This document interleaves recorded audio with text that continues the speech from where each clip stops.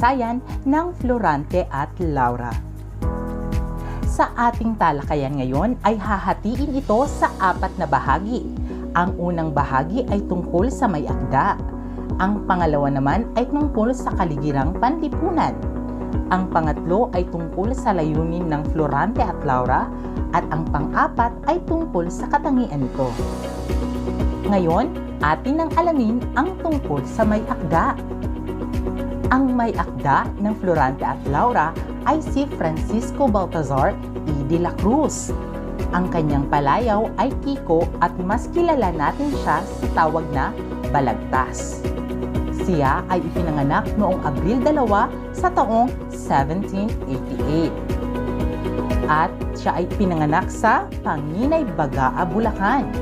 Ang kanyang ama't ina ay payak lamang ang hanap buhay at ang kanilang estado ay simple lamang. Subalit, sa kabila nito ay nagsikap si Francisco na makapag-aral at siya nga ay nakapag-aral sa Colegio de San Jose at Colegio de San Juan. Noong si Francisco Baltazar ay lumipat sa Pandacan, Maynila, doon niya nakilala si Maria Asuncion Rivera. Si Maria Asuncion Rivera na may palayaw na Celia ang kanyang iniibig noong siya ay nanirahan sa Pandacan, Maynila. Subalit, mayroon siyang kaagaw sa pag-ibig ni Celia at ito ay si Mariano Capule, isang mayaman at galing sa kilalang pamilya. At dahil nga sa kagustuhan ni Mariano na maagaw ang pag-ibig ni Celia kay Francisco, ay gumawa siya ng isang paratang na naging sanhi ng pagkakabilanggo ni Francisco Baltazar.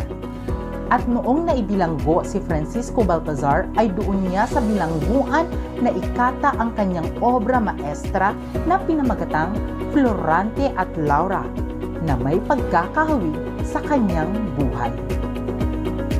Ngayon, dumako naman tayo sa kalagayang panlipunan.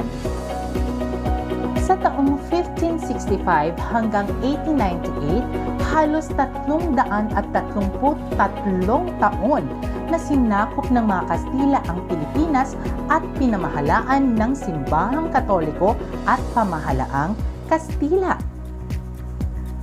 Sa panahong ito ay ginamit ng mga Kastila ang krus at espada na panakot sa mga katutubong Pilipino upang maisagawa ang kanilang plano. At dahil sa masamang plano ng mga Kastila, ang mga Pilipino ay nakaranas ng pagmamalupit, pananakot, pang-aangkin ng lupain, pagpapataw ng mga di makatarungang buwis at pangangamkam ng yaman. Dahil dito, lubusang nagdusa ang mga Pilipino sa kamay ng mga Kastila. Sa usapang edukasyon, mga kalalakihan lamang at kakaunting mayayaman ang may karapatan na makapag-aral. At isa pa rito, karamihan sa mga paaralan ay nasa ibang bayan kung kaya ang nasa mga lalawigan ay nahihirapan na makapasok sa paaralan.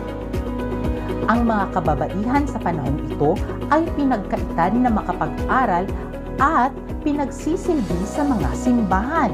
Samantala, ang mga kalalakihan naman na nakapag-aral nga, subalit sila naman ay pinagbibintangan ng mga rebelde. Sa panahong ito ay pinaparusahan ng mga Kastila ang sino mang tumuligsa o sumuway sa mga utos at kagustuhan ng Simbahang Katoliko at pamahalaang Kastila. Ilan lamang ito sa mga naging karanasan ng kababayan nating mga Pilipino sa kamay ng mga Kastila at ang mga iyon ay naranasan din ni Francisco Baltazar. Ngayon, dumako na tayo sa layunin ng pagkakasulat ng Florante at Laura. Tinukoy na ang Florante at Laura ay may 4 na layunin. Ang unang layunin ay himagsik sa malupit na pamahalaan.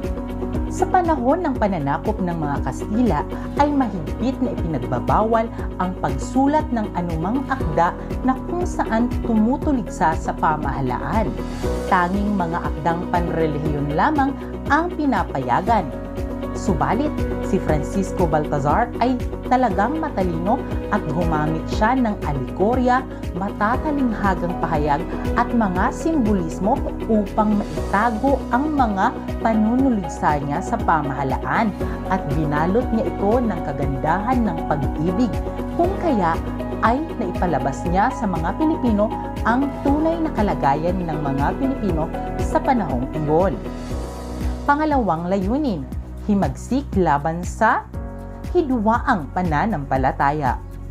Sa panahon ng pananakop ng mga Kastila ay ipinasok nila ang Kristyanismo dito sa Pilipinas. Subalit, meron din tayong mga kapatid na Muslim na ayaw sa ganitong konsepto, kung kaya lubos na tinutuligsa ng mga Kastila ang ating mga kapatid na Moro.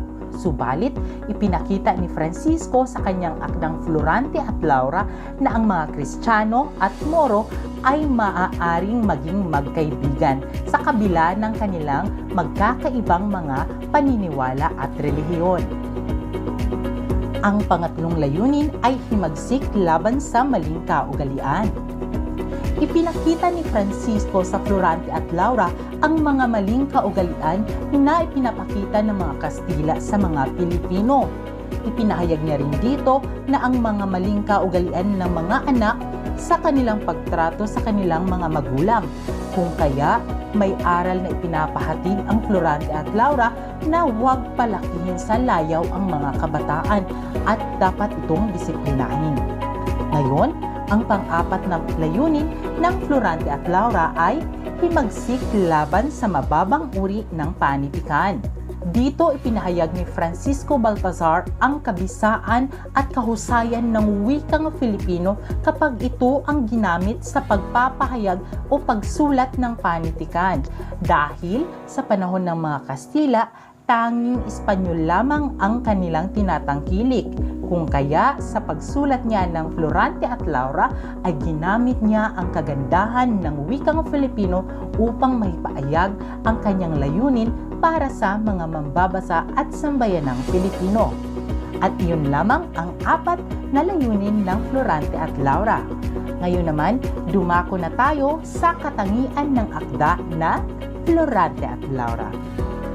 Ang Florante at Laura ay naisulat noong 1838 at tulad nga ng sinabi ko kanina, ito ay naisulat ni Francisco sa loob ng bilangguan. Alam mo ba na ang Florante at Laura ay isang awit? Subalit, hindi ito yung karaniwang awit na nilalapatan ng melodiya. Ito ay awit na kung saan banayad lamang ang pagkakabasa.